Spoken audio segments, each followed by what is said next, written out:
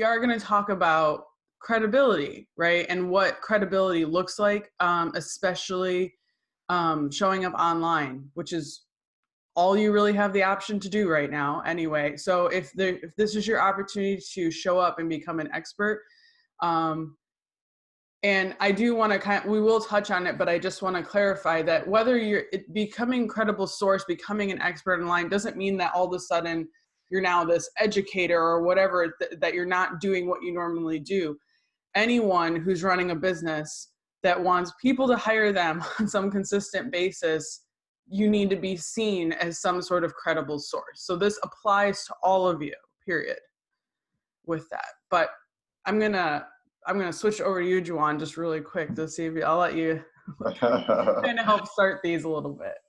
No, I mean, you hit the nail on the head, right? One of the biggest errors in judgment that I see a lot of new entrepreneurs, but quite frankly, seasoned entrepreneurs make the same assumption, right?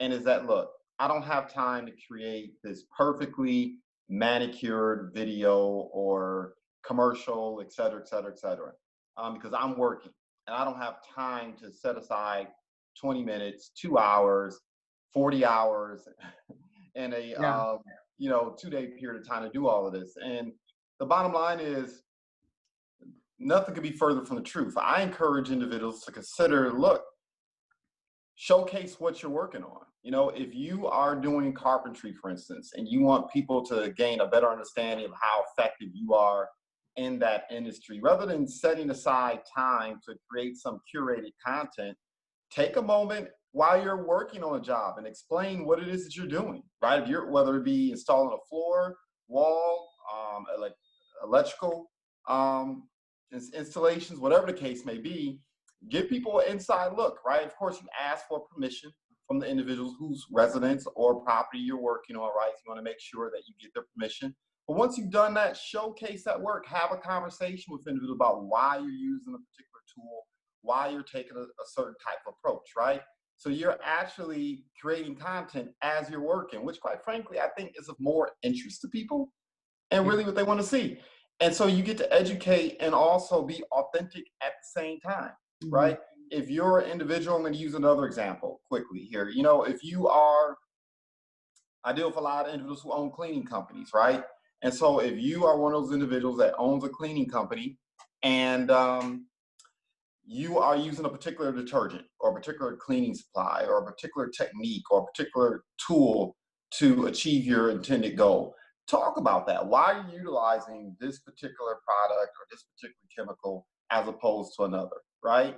People have children who have allergies. People, aside from, of course, what's going on with the pandemic, those type of services are more important than ever, actually. But even before then, right? People who have certain types of allergies or aren't resistant to certain type of chemicals and certain smells that can cause nausea, et cetera, et cetera, et cetera. There's certain things that are just healthier than others in terms of the environment. Those are the things that you can do and kind of be creative. And once again, create that authentic and educational feel at the same time. You don't have to put yourself out there as, what's the word I'm looking for? As, the second coming of Einstein, right? Right. Showcase what you do and what you're very effective at. And that will garner you far more attention and appreciation. And more importantly, it'll garner more engagement than you just setting aside 5-10 minutes and talking about what it is that you do, right? So that's something I would definitely, I strongly encourage.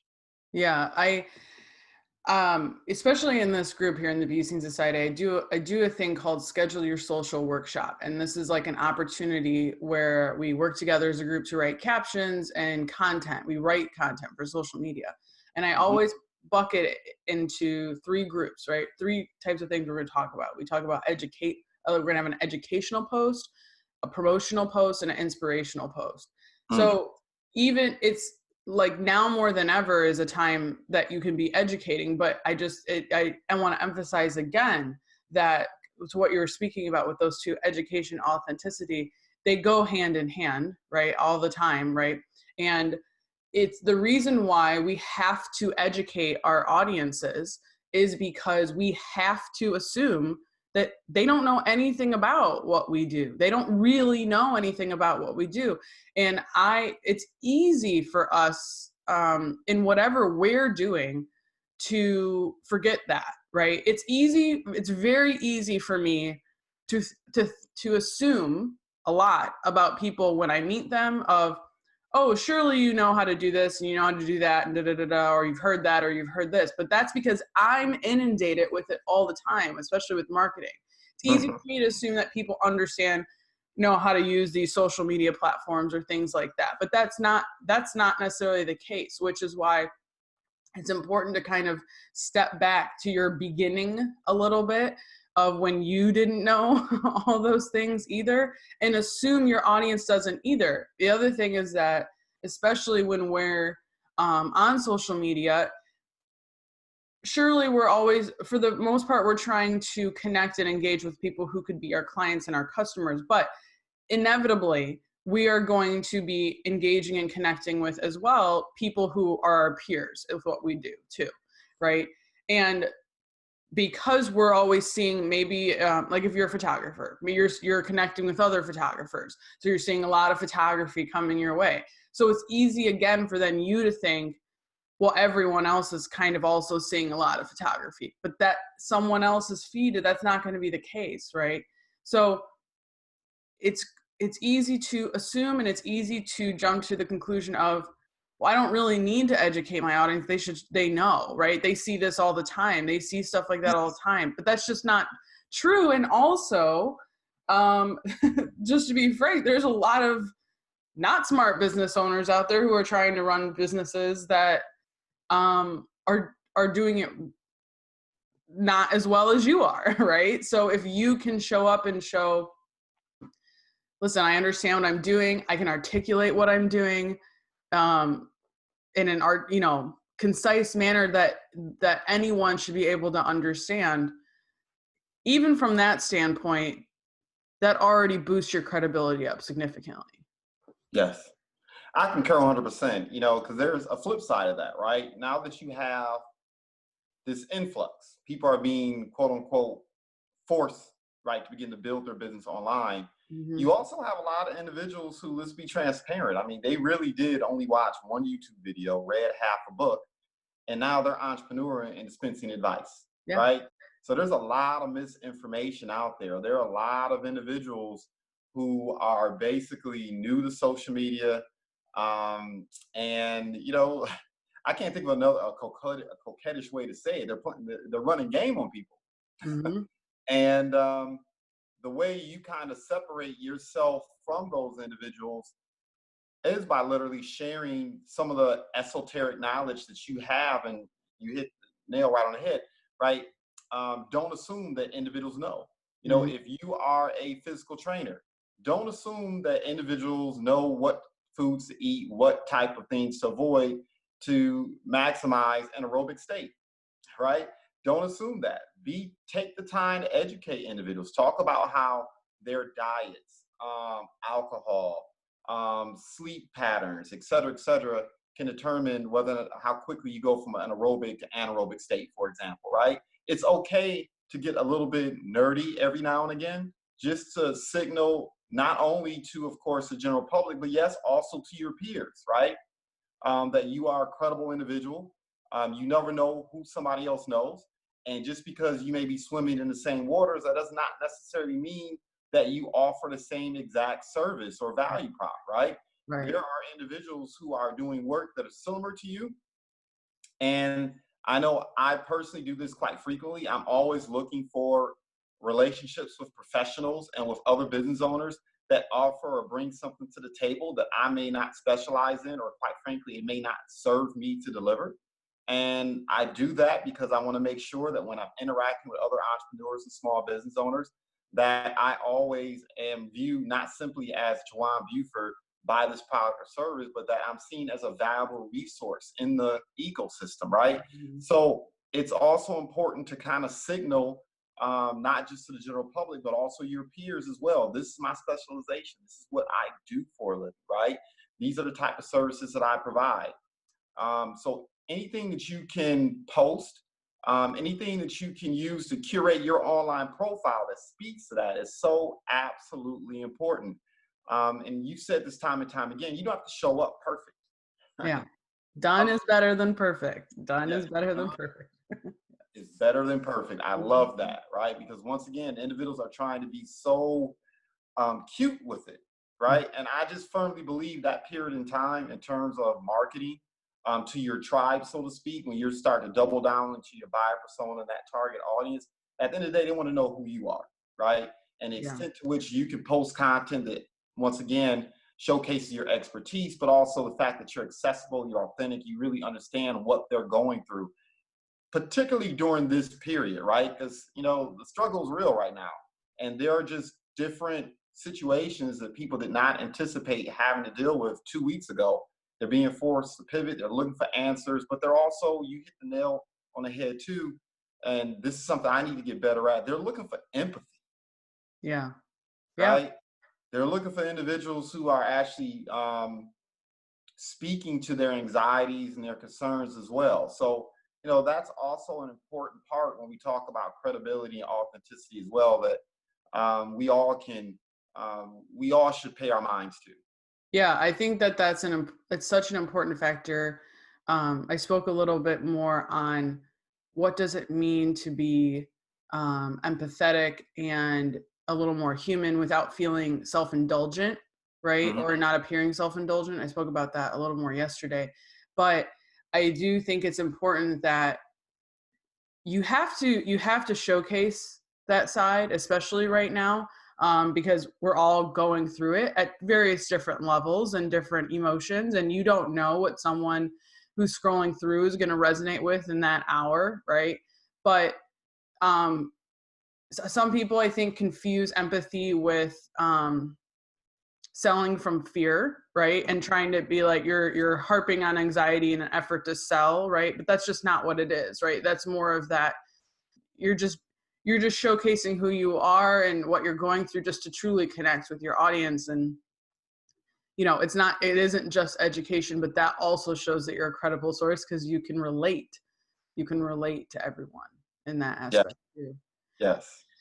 You talk about this a lot, and I wanted to kind of transition into it because you were briefly touching on it here right at the end, was um, showcasing your profiles as being as a professional, right? Yeah. Can you dive into that on what that really looks like when you're in the digital space? What really, I love it because it's first impressions, right? Our first impressions are made before we even have conversations with people, because for the simple reason that they can Google you.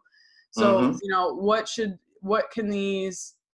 what can be done to help build up a profile wherever it is online so that it showcases that professional nature? Yes. So, as you're well aware of, we joke amongst each other all the time. And I joke, periodically about this. I don't win on social media when it comes to vanity stats, right? Mhm. I can't, none of my content has ever gone viral. It's very rare that you're going to see more than 5 or 10 likes on any of the content that I post, right? So I'm not winning when it comes to vanity stats. I'm not the popular guy on social media. But what I will tell individuals is that I'm the guy that sets appointments. I post content, and my profile results in individuals giving me a phone call or responding or inboxing me and saying, "Hey, I'd like an opportunity to say hello to you, learn more about what you do, and patronize you." And that's what I really spend my time focusing on, not necessarily trying to go viral or necessarily be popular, but I want to be exceptionally credible. So, how have I created that credibility? Well, number one, and of course, I spend the majority of my time on LinkedIn, so I'm transparent about that. But I think a lot of the suggestions I'm going to share here briefly are applicable across social media as well. But I pay close attention to summaries, right? Yeah. Um, I pay close attention to summaries. The bottom line is your summary is almost like the equivalent of you picking up the phone and you're cold calling. And we all know if you're cold calling someone, you have literally 10 to 15 seconds to make a positive impression, right? If you don't get in with them, if you don't say something that resonates with that person, you're cold calling businesses or entrepreneurs, you're going to get hung up on swiftly, right? Your summary is the exact same thing. People are summary skimming oftentimes. And Mhm. your summary needs to be very clear about who you are, what you do, what your value prop is, right? People are out here getting cute. And I'm all for poems and quotes and, nice emoji pictures and things like that. But look, you have to make sure your summary spells out, once again, why you're there online and why they should patronize you, right? It's just that quick sentence. Almost think about your summary like an elevator pitch, right? Yeah. Not that you should be assaulting people on elevators, right? Pitching them your products and wares, but if someone were to ask you, well, what do you do? Right? Out of the blue, what do you do for a living, if you don't mind? You look really sharp, really smart. What do you do? Your summary wants to answer that, right? Also, your summary should address specifically what your value prop is. Once again, I'll read some individual summaries and it's like there's this convoluted 4 or 5 paragraphs of self-adulation on there, but it never really speaks to the work that you do, right? How you're actually making an impact in other individuals' lives. That part should be clear and distinct in your summary. I think we talked about this during our last Next Opportunity Social episode. And this was the idea, once again, of making sure that you have recommendation letters, right? That you have referrals. It can be even videos, which I think, depending on the nature of work you're doing, can be highly effective of individuals testifying to the impact that you've made, right? This is what I was going through when I met you. This is what transpired, and this is how you saved the day, right? Having content that kind of speaks to that and tells individuals clearly, look, this is how this individual has been able to benefit others. Something that I'm really big on as well is having a blog, right? Once again, don't assume this is a new day. Don't assume that people are skimming your profile. They're going through it. After they look at your summary and they decide this is one I might want to learn more about, they're doing a deep dive in your profile. So they're looking at your blog, they're looking at your website, or if lack thereof, if you don't have one, they're looking to find other content or evidence that, once again, that you are a credible person. Because once again, the market is being flooded. You have everyone at the same time trying to schedule that next Zoom call, right? Or the thing I can't help but chuckle about when I see is all of a sudden you have a proliferation of individuals saying, buy my book. Right. Yeah. or buy my video tutorial, et cetera, et cetera, et cetera. So people are, dupe a person once or twice. After that, it doesn't happen again, right? They start doing a deep dive. So even if you just want to post a capability statement or a resume on your profile, right, where people can actually see this is specifically how this person has benefited other individuals, those things are so absolutely important. For me, once again, what I prefer individuals to do before I even have a Zoom call with them, before I even have a conversation with them, I invite them to my website. In particular, I invite them to look at my testimonial page, my website. I want them to see plenty of third-party evidence. So I don't have to spend the first 10, 15 minutes telling individuals about my credentials. I don't want to spend my time doing that, right? I'll share a video or I'll share a page where individuals speak specifically about my skill set. I'll invite individuals to look at my blog where they can see the content that I've been publishing, particularly content that's related to the reason why they're seeking me out or the interest they may have in the first place, right? These are the types of things that I will do to create credibility before I even jump on a Zoom call with someone or engage them in depth, right? That way I'm not in a situation where I'm selling. I'm in a situation where I can actually ask questions and learn about what's transpiring with them and be a person that posits solutions. There's something else I'm thinking about too, right? Because I see this a lot and we talk about it all the time, but this idea of showing up in people's inbox, Yeah. that also says a lot about you too, right? I can't tell you how many times I wake up in the morning, I check my inbox, I have about 10 messages of individuals basically pitching a product or service, and I can tell it's obvious to me they haven't even taken the time to look at my profile to find out whether I even have an interest in it. Yeah. Right? That's my favorite thing. It's my favorite thing to talk about when people are like, how do I make these connections? How do I engage with people? How do I have conversations? I'm like, well, how do you do this in real life? Social media is the same way. So like, for example, I always tell people, you need to reply to people. You need to respond to people. If someone leaves you a comment, someone sends you a DM, whatever, message, as long as it's not spam or it's clearly just a waste of time, you need to be responding to it, because I show them visually what happens. If someone's like, hey, oh my gosh, I really love your stuff, and then you go, that's what you're doing. That's what you're doing when you're not responding to people. That would be the human equivalent of that, right? And that feels extremely awkward and weird and makes you appear like, what, are you better than someone because you can't reply to them? That's what it feels like, and it feels the same way online, right? But it's the same aspect of when someone shows up in your inbox and is like, let me just hurry up and sell you this, or let me, it's like it'd be the equivalent of someone walking up in the street and be like, oh my gosh, let me sell you my book, blah, blah, blah, blah. Like, you don't know their name, you never met them, you've never had a conversation with them. Why would that work online? It doesn't work in real life. It's not going to work online. Not at all. Not at all. To get even further underneath the roof, right? And just get gritty with it. Something that I encourage individuals to do. And it's something that I'll do, right? So I'll actually take the time and I'll read a person's summary. I'll read an outline of the services they provide.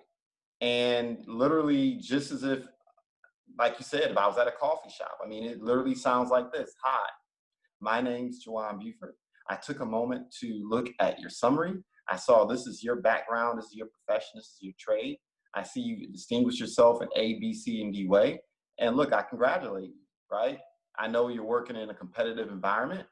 Look, by the way, I utilize this platform to network with other professionals or other entrepreneurs like yourself, right? And here's the thing.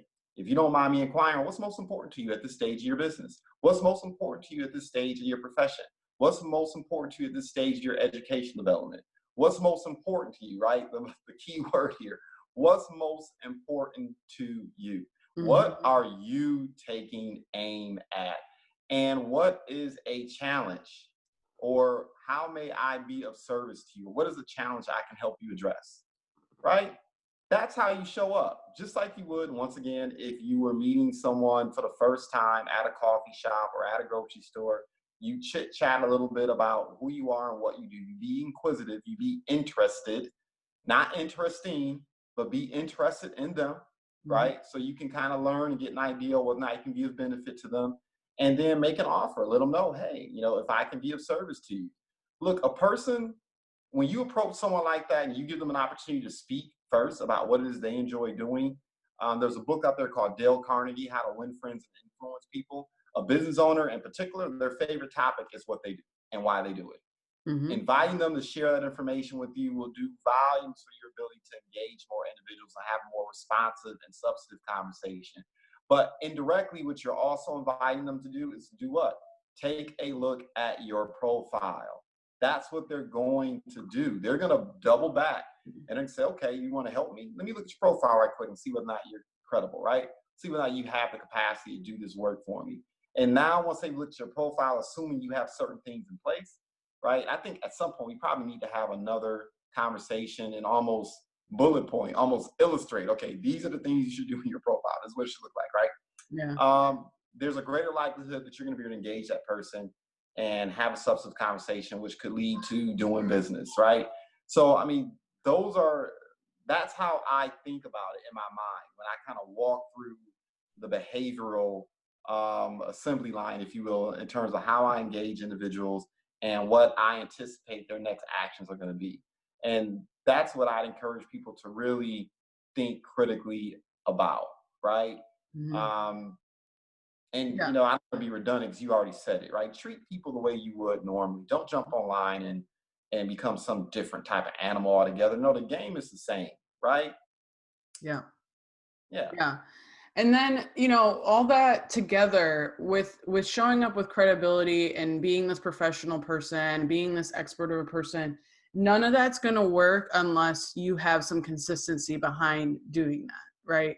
And so one thing I've really noticed, especially right now with the pandemic and small businesses that had one day basically to figure out how to keep themselves alive and running. The ones that I'm seeing that are still doing, there's a lot of factors for which businesses are doing well and which aren't, right? A lot of us are closed, so that has part of it to do with it. But the one that's also not necessarily true. Like, for example, I do marketing for a hairdresser, specifically one woman, right? And she can't work right now. Obviously, she's closed or whatever. She can't be in her salons and stuff like that. But she's made almost $1,500 in a day, right? Yes, between yesterday and this morning, because we sold like gift cards at a discount, not a steep discount. It was a very limited discount. Didn't matter. People had money they were willing to support, right? Regardless, that wouldn't have been effective if I had not, or we had not already established a consistent social media presence that people's eyes would have seen it, and a consistent email marketing practice that people's eyes would have seen it. So the businesses I'm seeing that are able to either come up with something creative or still run and do what they do already had established some level of consistency, right? Of showing up online, where sure, any other day we're glossing through it. Oh, yep, there's them. We're scrolling through it, whatever. We may not even be engaging with it, but we're seeing it every day. We're seeing it every day if we are liking their page or profile or whatever, right? And I also saw a lot of businesses that very much applied the done better than perfect, because their social media, to be honest, was a mess, right? But they still showed up. And now, because they have become subconsciously, they were at the forefront of everyone's mind because they were already there. When someone panics, when someone freaks out, when someone's like, oh, I need this right now, I need this thing right now, they thought of those people first because they consistently showed up, right? They've already established some sort of audience that pays attention at some level. So now when everyone is super hyper paying attention to everything, because everyone's screen time is way up, they are thriving. They are thriving in their own respect, right? Whether that's like restaurants or business, things like that, right? I know everyone can be struggling to their own respect, but the proof for me has been anyone who already was showing up at some consistent level is able to still keep going right now, rather than a lot of people who all of a sudden weren't showing up. They didn't put as much weight into being this resource or, showcasing what they do online. They're trying to do that now, right? And there's nothing wrong with doing that now. If you have not been doing it, now is the time, and taking the time to develop some sort of consistency with what you're doing. But just know that takes time. It takes time for people to realize you are showing up consistently and for your stuff to work. It can take months, right? So you can start doing that now, but you need to understand that when you're coming out of this, when we come out of all of this, you got to keep maintaining that, right? Because I never want anything like now to happen ever again, but we don't know. We can't guarantee. So shit could hit the fan again for a whole other bunch of different reasons. And clearly what we do, and unless the internet goes down, and that's a different problem, but if we all retreat, if we all go to digital space, if you've been showing up consistently in that way, you're going to be okay. Yeah, I concur 100%. And, that's who I really want to speak to at this moment. For those business owners that did not take the time to curate an online presence, right? Look, I think about it like this, right? Thankfully, my family does not eat fast food. We stopped eating fast food a long time ago. But I remember there was a time where we did. And I think about McDonald's, right? Think about these McDonald's commercials. And I remember back in the day, you'd wake up in the morning, if you were listening to the radio or watching television, you were going to hear about 2 or 3 McDonald's commercials, right? And McDonald's spent that money on that quick 20-second or 30-second spot first in the morning not because they believe you're going to get McDonald's right then and there because you heard that commercial, but they were putting money in the bank. In other words, they were planting a seed. McDonald's knew that by 2, 3 p.m., you will yourself had heard about 3 or 4, maybe even 5 McDonald's commercials, or 3 or 4 or 5 McDonald's jingles, right? And then your kids get in the car, they see the golden arches, they hear a couple of commercials, and now they're screaming McDonald's. I want that fry, I want that Happy Meal, I want a Coke, et cetera, et cetera, et cetera.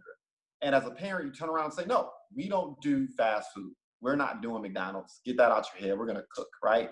But as you're driving, they see another set of gold arches. And, oh, here's another jingle from McDonald's on the radio or television set. So they have hit you 4, 5, 6, 7, 8 different times. Your children are singing the McDonald's jingle.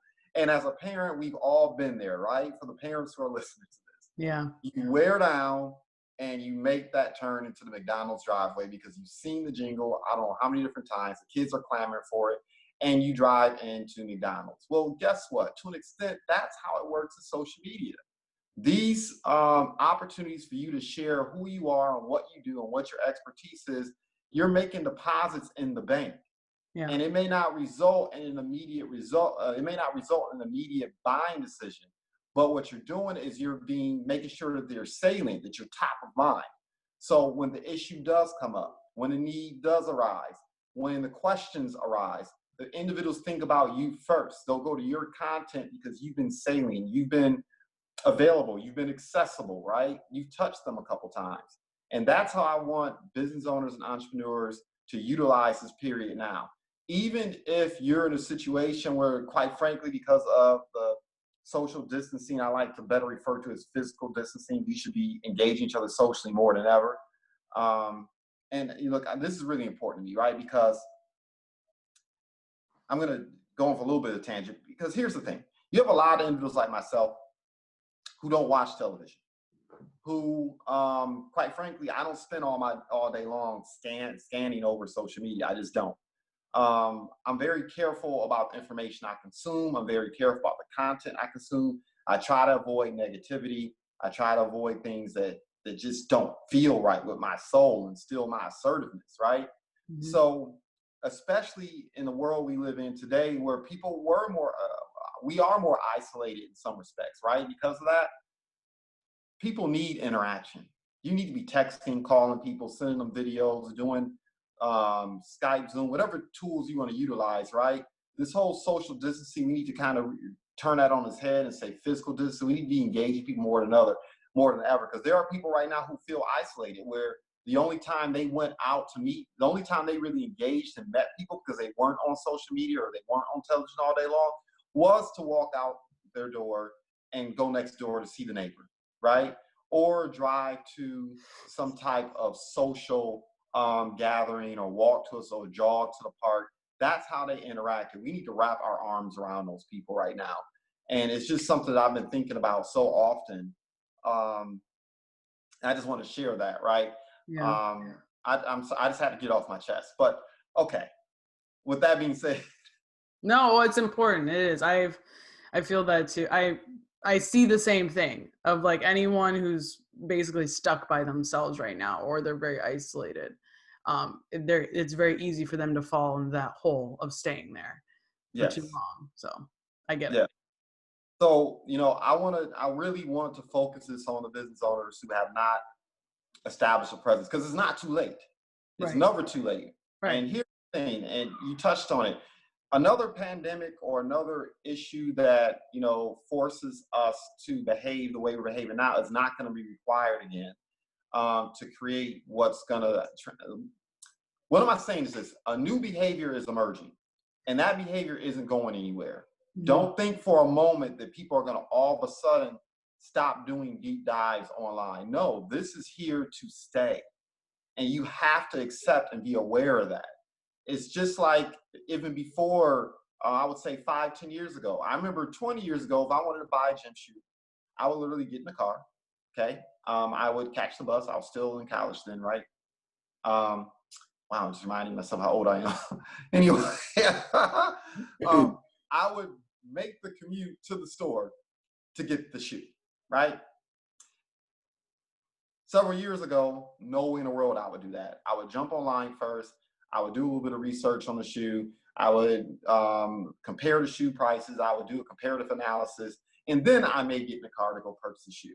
Well, recently, I won't even make the commute, right? If I know my shoe size, it meets my needs, I've done a comparative analysis, I'm happy with what I see, I'm gonna go online, I'm gonna buy that shoe. I'm not gonna make a 20, 30-minute commute somewhere when I don't have to, right? Well, behavior is gonna change in much the same way. People are going to go online and do a deeper dive first because they have no choice right now, but that behavior is not going away. So Yeah. I don't care if you're selling paint, I don't care if you're selling tennis shoes, tennis rackets, clothing, electronics, consultative services, it doesn't matter. This is going to become the new normal. And so it's incumbent upon you to double down now and start creating that content because this behavior isn't going to change. This is the future. And I just can't articulate that enough. This is start putting money in the bank right now. So you're not able to deliver your services. Okay. Start creating content, talking about your value prop right now. Be first of mind. Make sure that you're present in people's minds. So when we do emerge and we are in a place where we can begin interacting again and talking and engaging as we did previously, people think about you first. If I'm a restaurant owner, okay, right? I get it. And look, my heart goes out to you if you're a restaurant owner. Number one, being a restaurant owner was already the most difficult profession in the entire world. Yes. Like I have so much respect for restaurant owners. My goodness. Man, the commitment this requires. So if you're a restaurant owner, I can't even imagine how traumatic this is for you. But what I want to encourage you to do is to continue to find ways to engage individuals about the culture that you built at that restaurant and continue to find ways to talk to individuals about, the history, the recipes, the reason why the restaurant was there for being in the first place. Begin to shape a narrative in terms of, how you cannot wait until this period is lifted and the different things you're going to have in store for individuals when they walk in through your doors again, right? Now's the time to start doing things like that, laying the groundwork. And it does, if you're in insurance planning, right? I've talked to a lot of insurance agents, their heads are in the sand right now. No, now is not the time to be putting your head in the sand. Start having these conversations again, right? Mm-hmm. Talk about the importance of planning, especially during circumstances like this and what's going to transpire afterwards. I mean, just be present. Yeah. And it doesn't mean show up and be annoying now. You don't want to be emailing everyone every day.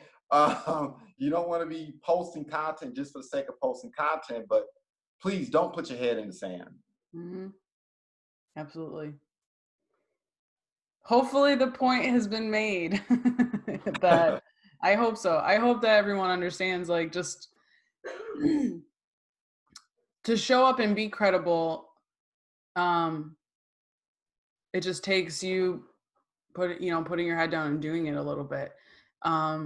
It might feel uncomfortable or confusing, or you're not sure which direction to go, this way, that way, when you're doing it, but you got to start somewhere so that you can get some sort of feedback and data and understanding of, like, oh, well, here's more what people want to see. And it's going to become more clear. So if you're not clear on where to start now, just start with something, right? And it will become more clear as people react with you and engage with you and stuff like that. That's usually how it works. You need to let your audience decide how to take that path with you a little bit, rather than just trying to force them to know things you want them to know. But yeah. All right, Facebook. I hope this was helpful for you. We will be doing more chats like this on a variety of different topics. We are going to have one coming up on resources for you as business owners, as freelancers, as entrepreneurs, on what you can take advantage of to help you sustain your business financially.